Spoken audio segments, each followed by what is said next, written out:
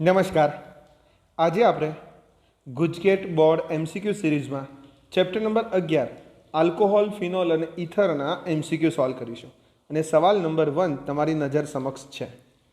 Number 1 પર છે sodium phenoxide છે અને આ સોડિયમ ફિનોક્સાઇડની રાસાયણિક પ્રક્રિયા કરાવી છે ઇથાઇલ આયોડાઇડ સાથે. અને તમને એવું પૂછ્યું છે કે ગરમ કરવાથી નીપજ કઈ મળે. બધાને ખ્યાલ છે કે વિલિયમસન સંશ્લેષણના સંદર્ભમાં સોડિયમ ફિનોક્સાઇડ જે છે, આ સોડિયમ ફિનોક્સાઇડની જ્યારે 2 કાર્બન ધરાવતા આલ્કાઇલ હેલાઇડ સાથે પ્રક્રિયા થાય તો તે સમયે અહીંથી સોડિયમ દૂર થાય, અહીંથી આયોડિન દૂર થાય, NaI સ્વરૂપે દૂર થાય અને આ જ ઇથાઇલ ગ્રુપ છે એ ઇથાઇલ ગ્રુપ ઓક્સિજન સાથે જોડાઈ જાય. એટલે O અને C2H5 એટલે જવાબ મળી જાય તમને ઇથોક્સી. અને પછી અહીં આવી જાય બેન્ઝીન, તો નામ થશે ઇથોક્સી બેન્ઝીન. માનો કે અહીં CH3I લઈએ તો આપણને બેન્ઝીન રિંગ પર મળશે અહીં CH3, તો તે સમયે મળશે મિથોક્સી બેન્ઝીન અને એને કહીશું આપણે એનિસોલ.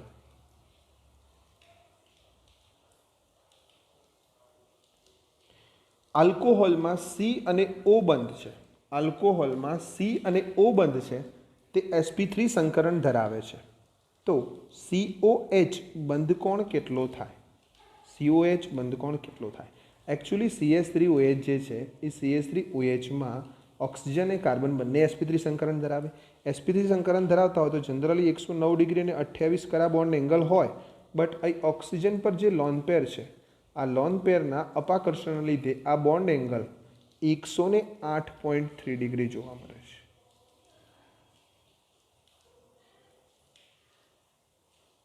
બરાબર. ચલો, ઇથરમાં કેટલો જોવા મળશે એ તમારે કોમેન્ટમાં જણાવવાનું છે. અને 108.30 અથવા ઘણીવાર 108.9 ડિગ્રી પણ લખેલો હોય છે. ઓકે, ઇથરમાં કેટલો બોન્ડ એંગલ છે એ તમારે કોમેન્ટમાં જણાવવાનું છે અને ફિનોલમાં કેટલો બોન્ડ એંગલ છે એ તમારે કોમેન્ટમાં જણાવવાનું છે. CH3 3 ટાઈમ્સ C અને CH2OH છે. ધ્યાનથી સમજજો. અહીં જે તમને સ્ટ્રક્ચર આપેલું છે ને, આ સ્ટ્રક્ચરમાં OH સમૂહ ધરાવતો કાર્બન એ બીજા માત્ર એક જ કાર્બન સાથે જોડાયેલો છે. એટલે આ છે 1 ડિગ્રી આલ્કોહોલ. છેલ્લેથી બીજા કાર્બન પર 2 CH3 સમૂહ છે અને ટોટલ 5 કાર્બન છે, એટલે નિયોપેન્ટાઇલ આલ્કોહોલ છે. નિયોપેન્ટાઇલ આલ્કોહોલ છે. નિયોપેન્ટાઇલ પ્રાથમિક આલ્કોહોલ છે. તે લ્યુકાસ કસોટીમાં કઈ પ્રક્રિયા આપશે? તો જવાબ મળશે તેનો લ્યુકાસ કસોટીમાં કોઈ પણ પ્રકારે પ્રાથમિકની પ્રક્રિયા ન થાય, એકદમ ધીમામાં ધીમી થાય. કારણ કે લ્યુકાસ કસોટીની પ્રક્રિયા માટે સક્રિયતાનો ક્રમ છે 3 ડિગ્રી હોય તો તરત જ તૈલી બિંદુ મળે, 2 ડિગ્રી હોય તો 5 મિનિટ પછી દ્રાવણ દૂધિયું બને અને 1 ડિગ્રી હોય તો દ્રાવણ ચોખ્ખું રહે. બરાબર. તો સૌથી ઝડપી 3 ડિગ્રીની પ્રક્રિયા થાય, એનાથી ધીમી 2 ડિગ્રીની થાય, એનાથી ધીમી 1 ડિગ્રીની થાય. અને લ્યુકાસ કસોટીમાં મેઇન બાબત છે તે ખાસ કે ત્યાં પ્રક્રિયક તરીકે શું હોય? તો પ્રક્રિયક તરીકે હોય છે ત્યાં લ્યુકાસ પ્રક્રિયક. લ્યુકાસ પ્રક્રિયક. અને આ લ્યુકાસ પ્રક્રિયક તરીકે કોણ હોય છે લ્યુકાસ કસોટીની અંદર? તો તે સમય હોય છે સાંદ્ર HCl અને નિર્જર ZnCl2. યાદ રાખજો, નિર્જર ZnCl2 અને સાંદ્ર HCl લ્યુકાસ પ્રક્રિયક તરીકે હાજર હોય છે. ફિનોલ માટે નીચેના પૈકી કયા 2 વિધાન સાચા છે? તમારે અહીંથી સાચા વિધાન નક્કી કરવાના છે અને જણાવવાનું છે કે કયો ઓપ્શન સાચો બને. ફિનોલ એ આલ્કોહોલ કરતાં વધારે એસિડિક છે. જવાબ છે હા, કારણ કે ફિનોલમાં જે ફિનોક્સાઇડ આવે એ ફિનોક્સાઇડ આયનમાં જોવા મળે સરસ મજાના સંસ્પંદન અને એના લીધે ફિનોક્સાઇડ આયનની સ્ટેબિલિટી વધી જાય. ફિનોલમાંથી મેલેમાઇન પ્લાસ્ટિકનું ઉત્પાદન થાય છે. એ વાત ખોટી. ફિનોલમાંથી પોલિમર બને છે, પણ એ જે પોલિમર છે તેનું નામ છે બેકેલાઇટ. ફિનોલમાંથી જે પોલિમર બને છે તે પોલિમરનું નામ છે બેકેલાઇટ, મેલેમાઇન ન હોય. એટલે પહેલું વિધાન સાચું છે, બટ બીજું વિધાન ખોટું છે. ફિનોલની તટસ્થ FeCl3 સાથે પ્રક્રિયા કરતાં જાંબલી રંગ આપે છે. બિલકુલ સાચું વિધાન છે. ફિનોલની એસિટાઇલ ક્લોરાઇડ સાથે પ્રક્રિયા કરતાં ફેનિટોલ મળે છે. એ વાત ખોટી છે. ફિનોલમાંથી પહેલાં સોડિયમ ફિનોક્સાઇડ બનાવવું પડે, સોડિયમ ફિનોક્સાઇડની પછી CH3 CH2I સાથે પ્રક્રિયા થાય ત્યારે તમને ફેનિટોલ ઉર્ફ ઇથોક્સી બેન્ઝીન મળે. એટલે પહેલું વિધાન સાચું છે અને ત્રીજું વિધાન સાચું છે. તો જવાબ થશે વિધાન 1 અને વિધાન 3 બંને સાચા છે। એક કાર્બનિક સંયોજન એ છે જેની ઓક્સિડેશન પ્રક્રિયા કરવામાં આવેલી છે અને ઓક્સિડેશન પ્રક્રિયાને અંતે આપણને નિપજ બી મળે છે, બરાબર। અને નિપજ બીનું નિકલ વડે રિડક્શન કરવાથી આપણને આલ્કોહોલ મળે છે। હવે કોની રાસાયણિક પ્રક્રિયા કરવાથી, કોની રિડક્શન પ્રક્રિયા કરવાથી આપણને ઇથાઇલ આલ્કોહોલ એટલે 1 ડિગ્રી આલ્કોહોલ મળે?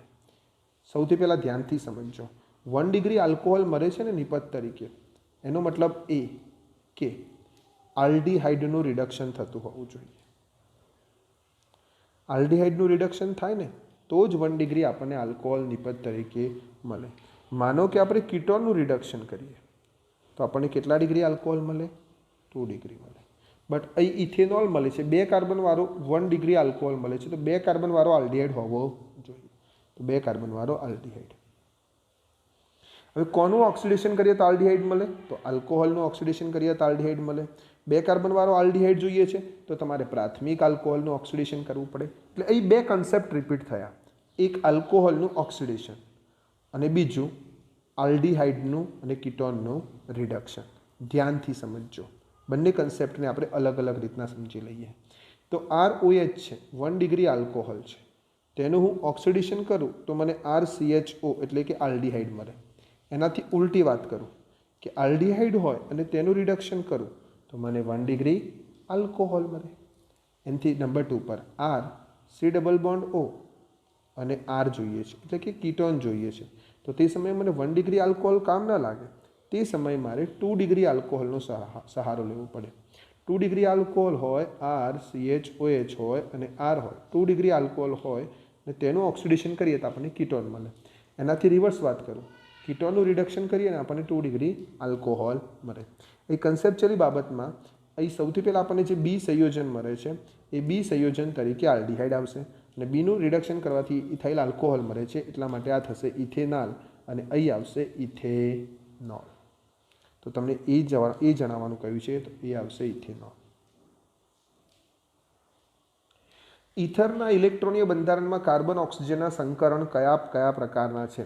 તો કાર્બનનું સંકરણ sp3, ઓક્સિજનનું પણ sp3 અને અગેન કાર્બનનું પણ sp3, બધાના સંકરણ sp3 છે। આલ્કોહોલમાં પણ સેમ થિંગ જોવા મળે છે। તમે જ્યારે આલ્કોહોલનો સ્ટડી કરો ને તો આલ્કોહોલમાં પણ કાર્બન અને ઓક્સિજન બંનેના સંકરણ સેમ જ જોવા મળે છે, sp3। હા, માત્ર ફિનોલમાં ફરક પડે। ફિનોલમાં તમે સ્ટડી કરી રહ્યા હોય ને તો ફિનોલમાં જે કાર્બન છે એ કાર્બનનું સંકરણ આવે sp2 અને ઓક્સિજનનું સંકરણ આવે sp3। યાદ રાખજો, આટલો જ ફરક પડે છે।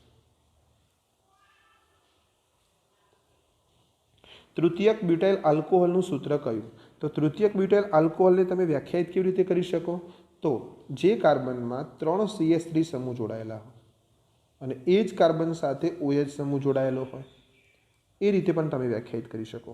અથવા OH સમૂહ ધરાવતો કાર્બન એ બીજા 3 કાર્બન સાથે જોડાયેલો હોય તો તેને 3 ડિગ્રી આલ્કોહોલ તરીકે ઓળખવામાં આવે છે।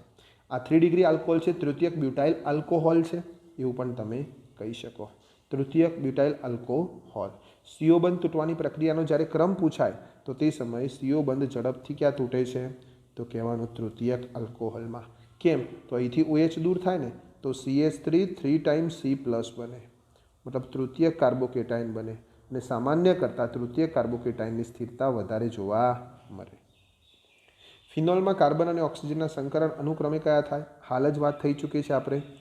કાર્બનનું સંકરણ થશે sp2 અને ઓક્સિજનનું સંકરણ થશે sp3। ક્લોરોબેન્ઝીનની રાસાયણિક પ્રક્રિયા કરવાની છે અને ફિનોલ નિપજ લાવવાનું છે।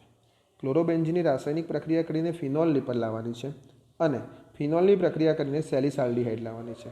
હા, સેલિસાલ્ડીહાઇડ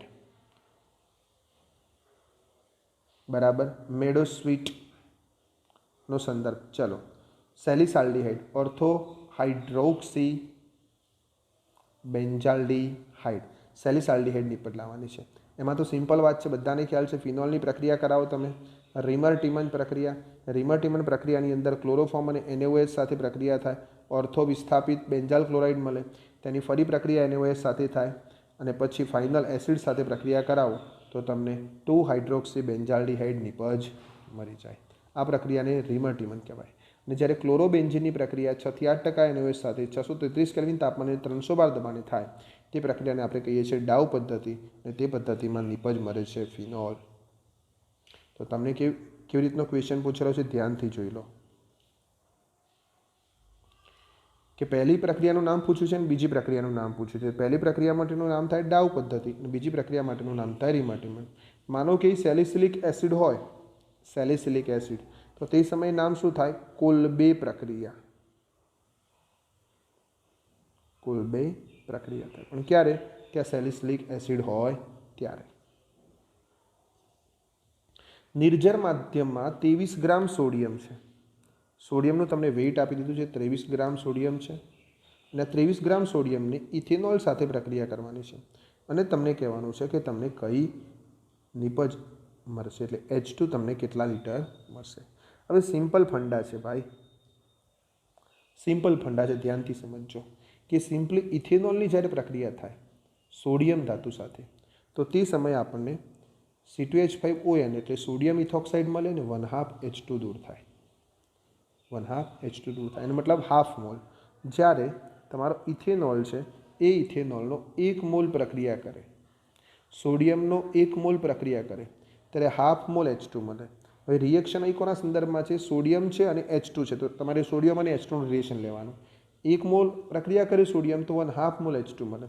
હવે સોડિયમ 23 ગ્રામ એટલે 1 મોલ જ કહેવાય. તો 23 ગ્રામ પ્રક્રિયા કરે તો તે સમયે 1/2 મોલ H2 મળે. હવે 1/2 મોલ એટલે કેટલા લીટર થાય? તો 1 મોલ બરાબર બધાને ખ્યાલ છે 22.4 લીટર થાય. હવે અહીં 1/2 મોલ છે તો 11.2 લીટર. 11.2 લીટર H2 વાયુ તમને પ્રાપ્ત થઈ જાય.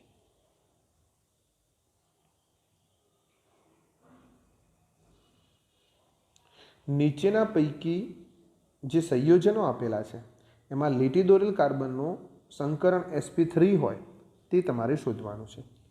સૌથી પહેલું સંયોજન છે CH3CHO યાની કે ઇથેનોલ. તો ઇથેનોલમાં જે કાર્બન છે ને એનું સંકરણ થાય sp2. પછી કાર્બોક્સિલિક એસિડ છે, અહીં સંકરણ થશે sp2. અહીં કાર્બોક્સિલિક એસિડ છે તેમાં પણ સંકરણ થશે sp2 કારણ કે એમાં પણ કાર્બોનિલ કાર્બન આવે. અહીં આલ્કોહોલ છે, આલ્કોહોલમાં સંકરણ થશે sp3. અહીં વિનાઇલ આલ્કોહોલ છે તો વિનાઇલ આલ્કોહોલમાં પણ સંકરણ કયું થશે? sp2. અહીં પણ sp2 થશે, અહીં પણ sp2 થશે, માત્ર sp3 થશે ને તો આલ્કોહોલમાં જ થશે. તેથી જવાબ થશે તૃતીયક આલ્કોહોલ કે જેમાં સંકરણ sp3 થાય છે. પ્રોપેનોલ કરતાં ગ્લિસરોલની ઘનતા વધારે છે અને જ્યારે ઘનતાની વાત આવે ત્યારે યાદ કરી લેવાનું હાઇડ્રોજન બંધ જવાબ આવે. પ્રોપેનોલ કરતાં ગ્લિસરોલ કે CH2 CH CH2 OH OH અને OH એક અણુમાં 3 હાઇડ્રોજન બંધ ઇઝીલી જોવા મળે. 3 OH સમૂહ હાજર છે. પરિણામે હાઇડ્રોજન બંધની તીવ્રતા જેમ વધારે હોય તેમ અહીંયા ડેન્સિટીનું મૂલ્ય વધારે જોવા મળશે. આ બાબત ખાસ છે. નીચેના પૈકી કયું સંયોજન સૌથી વધારે એસિડિક હોય? બધાને ખ્યાલ છે કે પ્રાથમિક જે આલ્કોહોલ છે એ પ્રાથમિક આલ્કોહોલમાં એસિડિકતા વધારે છે, એના કરતાં દ્વિતીયકમાં ઓછી છે, એના કરતાં તૃતીયકમાં ઓછી છે, એના કરતાં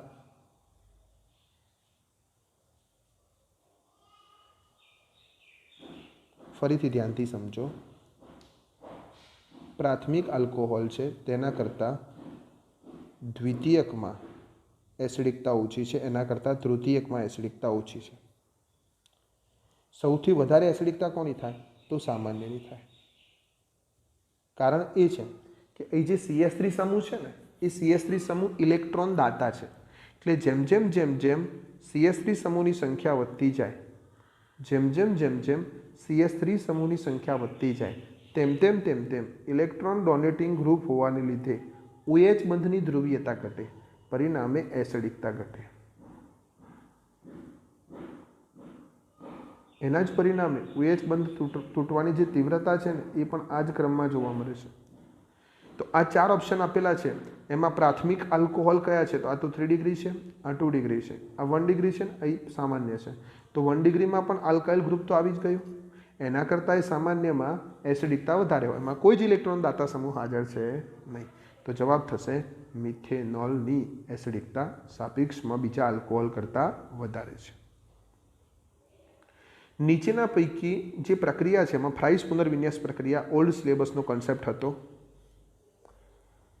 કઈ પ્રક્રિયામાં CO બંધ તૂટતો નથી? CO બંધ તૂટવાની પ્રક્રિયાઓ કઈ કઈ છે યાદ કરી લો. તો CO બંધ તૂટવાની પ્રક્રિયાની અંદર આવે એક નિર્જલીકરણ પ્રક્રિયા, બીજી PBr3 સાથેની પ્રક્રિયા, ત્રીજી રિડક્શન પ્રક્રિયા. અને OH બંધ તૂટવાની જે પ્રક્રિયાઓ ખરી ને એ OH બંધ તૂટવાની પ્રક્રિયામાં આવે ધાતુ સાથેની પ્રક્રિયા,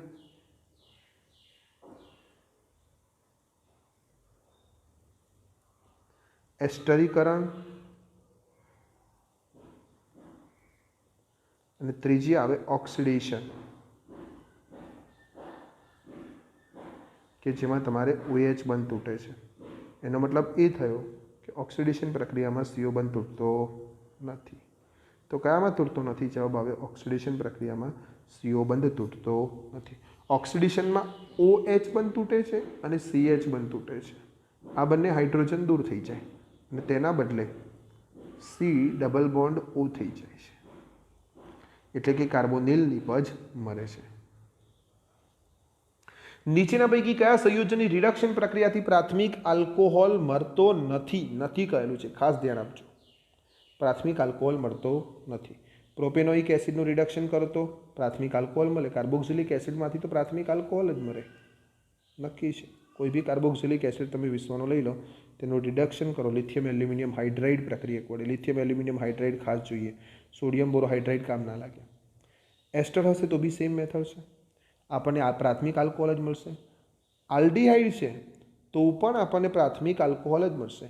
RCHO છે, આલ્ડીહાઇડ છે, તેની રાસાયણિક પ્રક્રિયા કરો તો એ RCH2OH જ મળશે. એનો મતલબ કે પ્રાથમિક આલ્કોહોલ જ મળશે. બટ 2 ડિગ્રી હશે, propane 2 on CH3 C double bond O, propane 2 on હશે, એની સોડિયમ બોરોહાઇડ્રાઇડ વડે તમે રિડક્શન પ્રક્રિયા કરશો, NaBH4 વડે તમે રિડક્શન પ્રક્રિયા કરશો CH3COCH3 ની, NaBH4 વડે તમે રિડક્શન પ્રક્રિયા કરશો તો તે સમયે નિપજ મળશે CH3CHOH અને CH3. મતલબ તે સમયે 2 ડિગ્રી આલ્કોહોલ નિપજ તરીકે મળશે. માટે જવાબ આવશે પ્રાથમિક આલ્કોહોલ મળતો નથી તેમાં પ્રોપેન 2 ઓન, કારણ કે એમાં 2 ડિગ્રી આલ્કોહોલ મળે છે. મિથાઇલ ફિનાઇલ ઇથરનું બ્રોમિનેશન પ્રક્રિયા કયા પ્રક્રિયકની હાજરીમાં કરવામાં આવે છે? જનરલી બ્રોમિનેશનની પ્રક્રિયા બધાને ખ્યાલ છે FeBr3ની હાજરીમાં થાય. Br2 અને FeBr3 જનરલી હોય છે, બટ અહીં FeBr3ની જરૂર પડતી નથી. એનું કારણ એ છે, અહીં FeBr3ની જરૂર પડતી નથી એનું કારણ એ છે કે જે OCH3 સમૂહ છે ને એ ઇલેક્ટ્રોન ડોનેટિંગ ગ્રુપ છે, ઇલેક્ટ્રોન દાતા સમૂહ છે. એના પરિણામે તે બેન્ઝીન ચક્રને ઇલેક્ટ્રોન ડોનેટ કરતો રહે છે. બેન્ઝીન ચક્રને ઇલેક્ટ્રોન ડોનેટ કરતો રહે છે, તેથી બેન્ઝીન ચક્રની સક્રિયતા વધે છે. સક્રિયતા વધે છે તો ખાલી બ્રોમિન જોડે એસિટિક એસિડ દ્રાવક તરીકે હોય તો પણ અહીં બ્રોમિનેશનની પ્રક્રિયા જોવા મળે છે ને ઓર્થોબ્રોમો અને પેરાબ્રોમો એની સોલ નિપજ જોવા મળે છે. ફિનોલ માટે નીચેના પૈકી કયું વિધાન સાચું નથી? ધ્યાનથી સમજો. ફિનોલ એ વેદનાહાર ઔષધ બનાવવા માટે ઉપયોગમાં આવે છે. હા, સાચી વાત છે. ફિનોલમાંથી ઓર્થોહાઇડ્રોક્સી બેન્ઝોઇક એસિડ બનાવવાનું, અને બેન્ઝોઇક એસિડ ઓર્થોહાઇડ્રોક્સી બેન્ઝોઇક એસિડમાંથી 2 એસિટાઇલોક્સી બેન્ઝોઇક એસિડ ઉર્ફ એસ્પિરિન બનાવવાનું, જે વેદનાહાર છે. સાચો જવાબ છે. ફિનોલની પાણીમાં દ્રાવ્યતા ક્લોરોબેન્ઝીન કરતાં વધારે છે. બિલકુલ સાચું છે. કારણ એ કે તેમાં હાઇડ્રોજન બંધ બને. ફિનોલનું તટસ્થીકરણ સોડિયમ કાર્બોનેટ સાથે થાય તો જવાબ છે ના થાય, કારણ કે ફિનોલ નિર્ભર બેઝ NaHCO3 અને Na2CO3 સાથે પ્રક્રિયા આપતો નથી.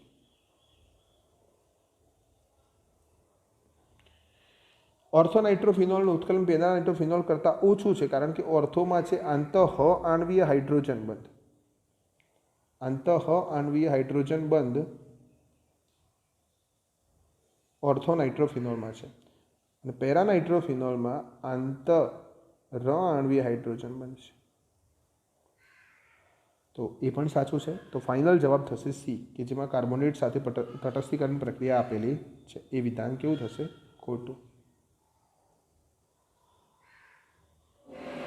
ફિનોલને જલીય NaOH અને ક્લોરોફોર્મની સાથે ગરમ કરવામાં આવે છે ત્યારે સેલિસાલ્ડિહાઇડ નિપજ મળે છે અને આ સેલિસાલ્ડિહાઇડ નિપજ એટલે કે રીમર-ટીમન પ્રક્રિયા.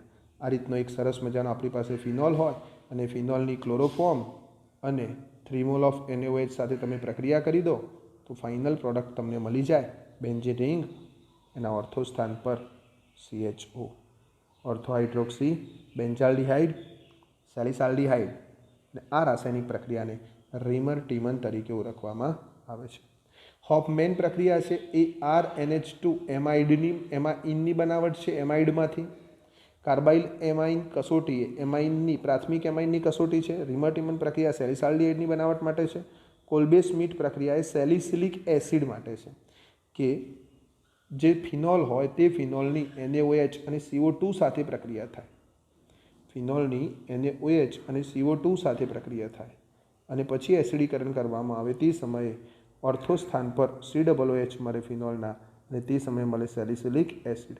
તે રાસાયણિક પ્રક્રિયાનું નામ કોલ્બે-સ્મિટ રાસાયણિક પ્રક્રિયા છે.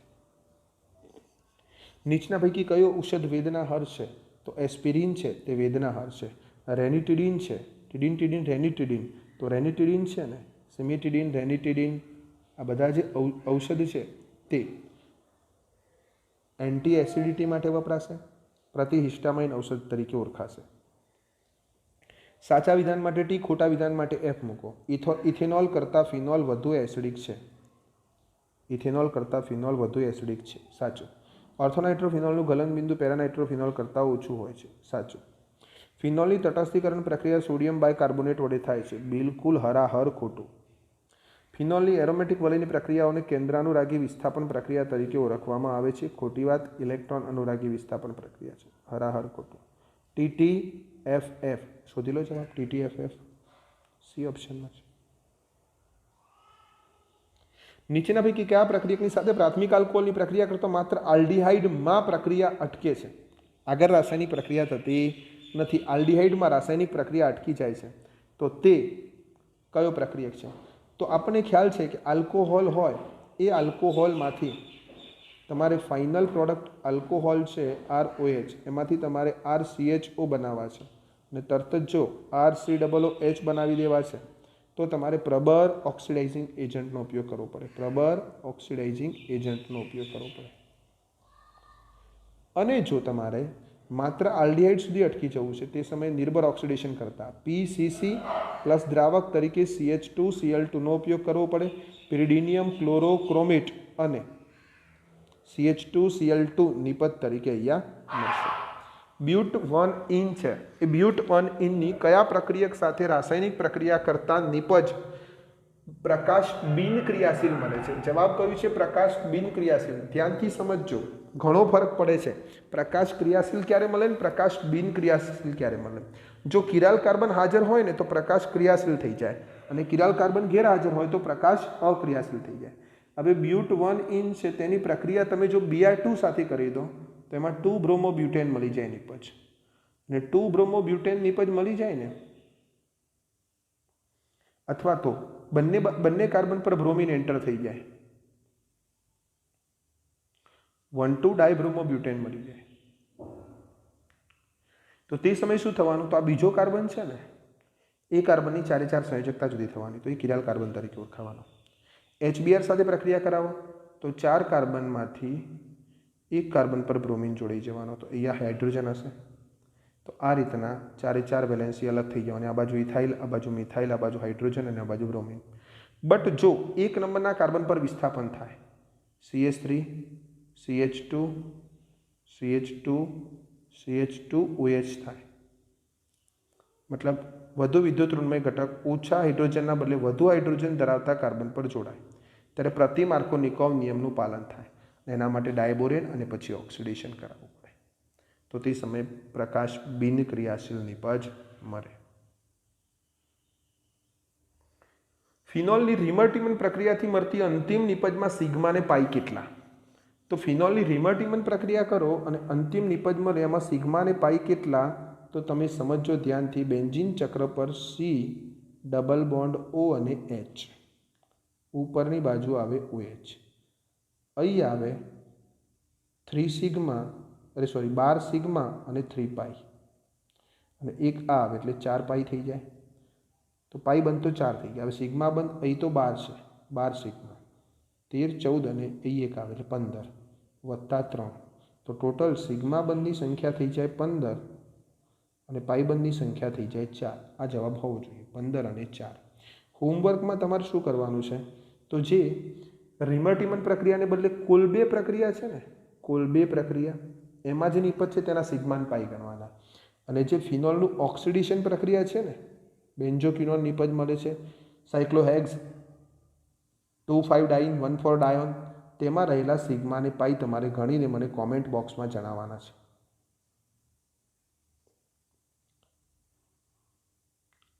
$560 મિલી એટલે ml, 560 ml તમારે હાઇડ્રોજન વાયુ જોઈએ છે.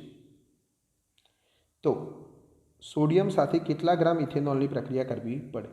તો હવે ઇથેનોલ અને હાઇડ્રોજનની રિલેશન છે. ઇથેનોલનો 1 મોલ હોય તો તમને હાઇડ્રોજનનો અડધો મોલ મળે. મતલબ 46 ગ્રામ ઇથેનોલ, આણ્વીય દર 46 થાય ઇથેનોલનું, તેટલું લો તો સામે તમને હાફ મોલ એટલે 11.2 લીટર, અને એમએલમાં કન્વર્ટ કરીએ તો 11,200 ml તમને હાઇડ્રોજન વાયુ પ્રાપ્ત થાય. પણ ક્યારે? 46 ગ્રામ હોય ત્યારે. હવે તમને એવું કહ્યું છે કે તમને 560 મિલી પ્રાપ્ત થાય છે, તો પદ તમારે રિવર્સ મૂકવું પડે કે 560 મિલી માટે તમારે શોધવાનું છે. તો 11,200 મિલી હોય ત્યારે 46 ગ્રામ ઇથેનોલ જોઈએ. તો 560 મિલી માટે કેટલા ગ્રામ જોઈએ? તો 560 ગુણ્યા 46 ભાગ્યા 11,200, 560 ગુણ્યા 46 ભાગ્યા 11,200, તો 2.3 ગ્રામ જરૂર પડશે. સોડિયમ સાથે 2.3 ગ્રામ ઇથેનોલની તમારે પ્રક્રિયા કરવાની થશે.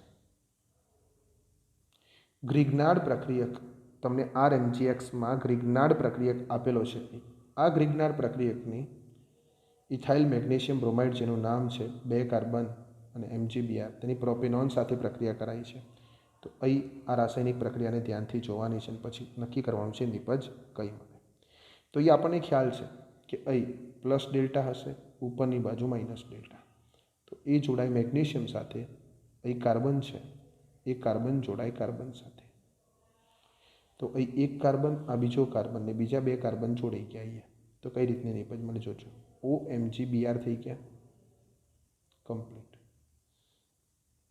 અને 2 CH3 હતા અને એક ઇથાઇલ ગ્રુપ જોડાઈ ગયું. 2 CH3 હતા અને એક ઇથાઇલ ગ્રુપ જોડાઈ ગયું. પછી બીજા સ્ટેપની અંદર તમે જળ વિભાજન કરાવો. જળ વિભાજન કરાવો તો આ બધું દૂર થઈ જાય અને ત્યાં આવી જાય OH. તેનું IUPAC નામ શું થાય? ખાસ અગત્યનું છે. IUPAC નામની અંદર ક્રમ આપવા પડશે તમારે. 1, 2, 3, 4, ટોટલ 4 કાર્બન, 2 નંબર પર મિથાઇલ ને 2 નંબર પર આલ્કોહોલ. તો 2 મિથાઇલ બ્યુટેન 2 ઓલ. એ તો ખબર જ હતી કે પ્રોપેન હતો એટલે 3 ડિગ્રી નિપજ, પ્રોપેનોન હતો એટલે 3 ડિગ્રી નિપજ મળશે. પણ 3 ડિગ્રીમાં કઈ નિપજ મળશે? તો 2 methyl butane 2 all. Sorry, 4 carbon છે માટે બ્યુટેન થશે, તો બ્યુટેન 2 ઓલ નિપજ આપણને મળશે. આ થઈ ગઈ ગ્રિગ્નાર્ડ પ્રક્રિયા. અહીં પ્રોપેનોન હતો, પ્રોપેનોનને બદલે તમારે હોમવર્કની અંદર CH3CHO લેવાનો છે, એટલે કે ઇથેનાલ લેવાનો છે, અને એની ઇથાઇલ મેગ્નેશિયમ બ્રોમાઇડ સાથે પ્રક્રિયા કરવાની. અને તમને કઈ નિપજ મળે છે એ તમે કોમેન્ટ બોક્સમાં ક્વેશ્ચન નંબર 28 લખીને લખી શકો છો અથવા મને વોટ્સએપ કરી શકો છો. એસ્પિરિનનું સાચું બંધારણ બધાને ખબર છે. બેન્ઝીન ચક્ર પર OCOCH3 અને એના ઓર્થો સ્થાન પર COOH. એસાઇલેશનની જે પ્રક્રિયા છે, બેન્ઝીન ચક્ર પર OH હોય અને COOH હોય, અને પછી એસાઇલેશનની પ્રક્રિયા થાય CH3COCl, તો બેન્ઝીન ચક્ર પર O જોડે નવું સમૂહ જોડાઈ જાય જે COCH3 અને ઓર્થો સ્થાનમાં હોય COOH. આ એસ્પિરિન છે. 2-એસિટાઇલોક્સી બેન્ઝોઇક એસિડ, જેનો ઉપયોગ વેદનાહાર ઔષધ તરીકે, તાપશામક એન્ટીપાયરેટિક તરીકે અને લોહી જામી જવા દેતું નથી હૃદય રોગની સારવારમાં થાય છે. નીચેના પૈકી કયા આલ્કોહોલનું ઉત્કલન બિંદુ સૌથી વધારે છે? તો ઉત્કલન બિંદુમાં 3 પ્રકારના આલ્કોહોલ હોય તો સામાન્ય રીતે એવું હોય કે પ્રાથમિક આલ્કોહોલનું ઉત્કલન બિંદુ વધારે હોય, દ્વિતીયકમાં શાખા પડે એનું ઓછું હોય, તૃતીયકમાં શાખા પડે એનું એના કરતાં પણ ઓછું હોય. આ 4માં પ્રાથમિક આલ્કોહોલ કયો છે? જવાબ છે butane 1 all. That's all. Okay. જય શ્રી કૃષ્ણ. જય હિન્દ.